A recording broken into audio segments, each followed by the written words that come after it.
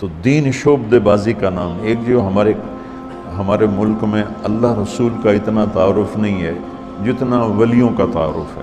ولیوں کا تعارف کرنا، ان کی زندگی پڑھنا ہمارے ایمان کا حصہ ہے، لیکن ہم ہندی معاشرت سے متاثر ہیں. ہم نے ولیوں کو بھی اللہ کے قریب پہنچا دیا اور جھوٹی سچا جو کچھ چاہا لکھ دیا. اس امت نے دین کو بچایا ہے سند کے ساتھ. یہ تھوڑا ہے کہ جو مرضی لکھا ہوا آمین. شیخ عبدالقادر جیلانی رحمۃ اللہ تبارک و تعالی علیہ پیران پیر ہیں، اس میں کوئی دوسری رائے ہے ہی نہیں کہ وہ ولایت کے مقام میں سب سے اوپر ہیں. اللہ نے ان کو یہ مقام دیا ہے.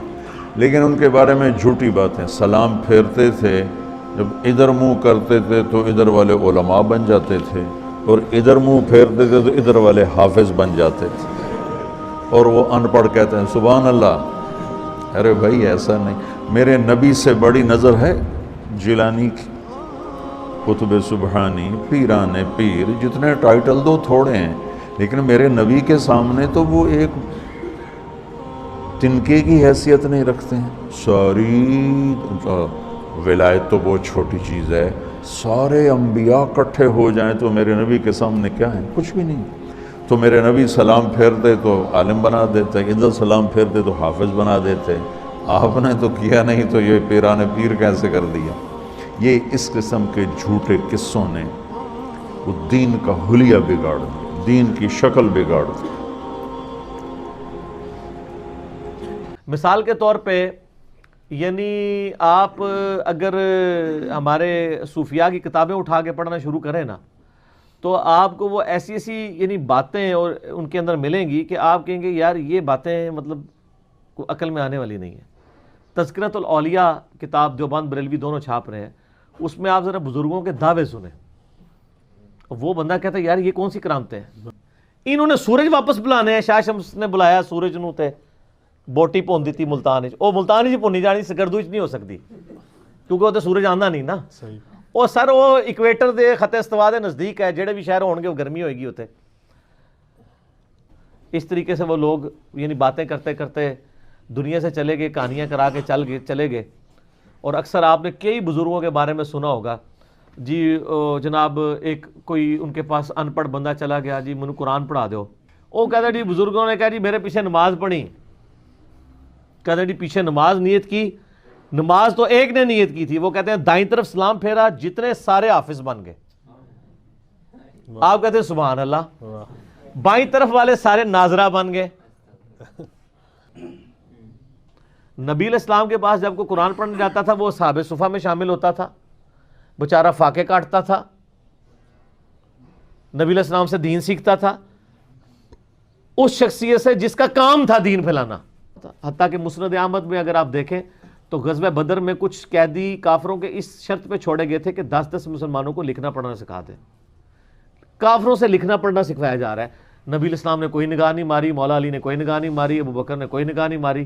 ان نگاہ بعد ہی پیداوار نے، پیداوار بھی کوئی نہیں، جعلی نے ہے ہی کوئی نہیں. ٹھیک ہے، تو یہ کرامات اور یہ ان کے اوپر وہ چل رہے ہوتے ہیں. بیسیکلی وہ دیومالائی قصے کہانیوں سے دین کو وائلیٹ کرنا چاہ رہے ہوتے ہیں. ڈاکٹرائن کے طور پہ کرامات کو ماننا ضروری ہے کہ کرامت ایگزسٹ کرتی ہے، معجزہ ایگزسٹ کرتا ہے، اس سے تو کسی کو انکار نہیں ہے. ہم کہانیوں کے خلاف ہیں کہ وہ کہانیاں ثابت بھی ہونی چاہیے. آپ پھر ایسی کہانیاں کراتے ہیں کہ جن کا پریکٹیکلی پروف کوئی نہیں ہوتا، الٹا اسلام کی دشمنی کا باعث وہ بن جاتی ہیں. تو ان کہانیوں کو تو نہیں ہم مانیں گے. یہ کرامت کسی کے اختیار میں نہیں ہوتی ہے کہ کوئی کر کے دکھا سکے، تا وقت ہے کہ اللہ تعالیٰ کسی معاملے میں کوئی معجزہ تفویض نہ کر دے. جیسا کہ موسیٰ علیہ السلام کو ایک پرماننٹلی معجزہ اٹیچ تھا کہ وہ عصا پھینکتے تھے وہ سانپ بن جاتا تھا. لیکن جب پہلی دفعہ بنا اس وقت موسیٰ علیہ السلام بھی ڈر کے، قرآن پاک میں آتا ہے، اس لیے کہ ان کو پتہ ہی نہیں تھا یہ ہو جانا ہے.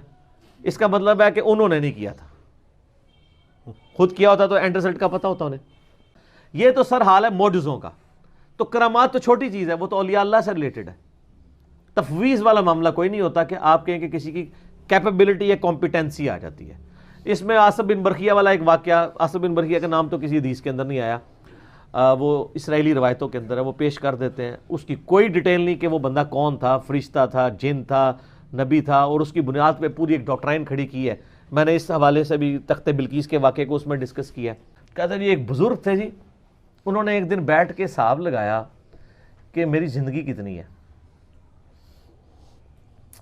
تو ان کو پتہ چلا 60 سال ہے. وہ کہتے ہیں جی اگر میں نے روزانہ بھی ایک گناہ کیا ہو تو 60 ملٹیپلائڈ بائی 365, یہ تو پتہ نہیں انہوں نے آندہ بھی ایسی کہ نہیں, بل میں اس نے ذہن رکھنا کہ انہوں نے ملٹیپلائی کر لیا ہوئے گا. اچھا کر کے تو وہ انہوں نے کیلکولیٹ کیا تو وہ جناب وہ تو پتہ نہیں کتنے ہزاروں گناہ ان کا, تو میں نے تو کئی دن ایک سے زیادہ بھی کیے ہیں, تو یہ تو لاکھوں گناہ ہے. ایک چیخ ماری اور روح پرواز کر گئی. سبحان اللہ. لیکن یہ پہلے ہوتا تھا. اب لوگ پوچھتے ہیں کہ سر یہ چیخ انہوں نے ماری اور حساب کتاب سارا خود کیا, یہ آپ کو بتایا کس نے کہ یہ ہو گیا تھا؟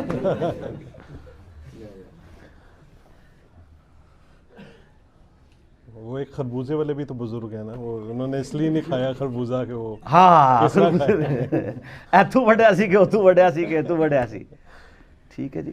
تو آپ یہ دیکھیں اس میں نے ایک اور بھی کئی یہ ویسے کرنی کے بارے میں جو انہوں نے مشہور کیا ہوا ہے کہ جی انہوں نے کیا پتہ نہیں اے دند ٹوٹیا سی, اے ٹوٹیا سی, اے سارے ہی توڑ دی. کتنا بڑا جھوٹ باندھ ہے. یعنی ایک فیبریکیٹڈ چیز ان کی طرف منسوب کی ہے, اور پھر اس پہ جھوٹ بولا ہے جی کیلا نازل ہوا ہے جی ویسے کرنے کے لیے. کتنے لوگوں میں مشہور ہے وہ کیلا سر پہلے دا ہے. اللہ ٹھیک ہے, ویسے کرنی ایسے نہیں نازل ہوا. گورے آگے نا گل کریو پہلے ہی بڑے بے عزت ہو رہے ہیں مسلمان. میں اس لیے کہتا ہوں کہ اللہ کا شکر ہے کہ ہمارے علماء کو انگلش نہیں آتی اور گوروں کو اردو نہیں آتی, ورنہ بڑی مشکل کھڑی ہو جاتی. ان کو اپنے مزاحیہ پروگرام جو ہے نا وہ کون سا ایک پروگرام چلتا ہے وہ حسب حال تو اردو میں چلتا ہے نا, انگلش میں وہ جو ایک ہے وہ میرے بچے دیکھ رہے ہوتے ہیں, نام ہوتا رہا وہ جو بغیر یعنی بولے ہوئے ایکٹنگ کرتا ہے, مسٹر بیم. تو وہ مسٹر بیم فیل ہو جانا تھا سر. ہمارے علماء ماشاءاللہ جو کچھ بیان کرتے ہیں نا جی جی, تو یہ آپ کو ہر جگہ مسٹر بیم نظر آنے تھے. لیکن اللہ کا شکر ہے کہ ان کو انگلش نہیں آتی, ان کو اردو نہیں آتی, اس کی وجہ سے اسلام بدنامی سے بچ گیا. ادروائز جو کچھ اور بولا میں کرامات ہوتے. اگلا سوال کرو.